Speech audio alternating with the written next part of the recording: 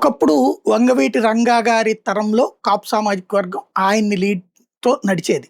ఆ తర్వాతన ఆయన మరణానంతరం వాళ్ళ బ్రదర్ చలపతిరావు గారు ట్రై చేశారు. లేదా రత్నకుమార్ గారు ట్రై చేశారు గానీ, ఆ స్థాయిలో లీడ్ అవ్వలేదు.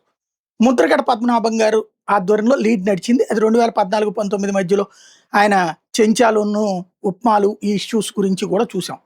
ఒక లీడే తీసుకున్నారప్పుడు నడిచింది.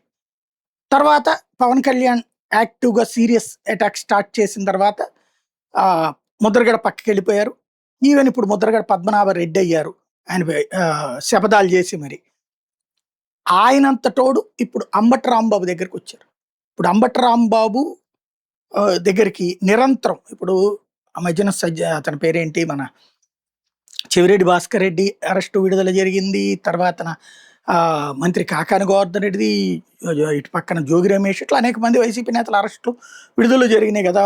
వల్లభనేని వంశీ ఇట్లాంటిది. వాళ్ళెవ్వరి ఇళ్ళకి వెళ్ళనంతగా అంబటి రాంబాబు ఇంటికి రోజు వస్తున్నారు. ఎక్కడెక్కడ నాయకులందరూ కూడా వచ్చి పరామర్శిస్తున్నారు.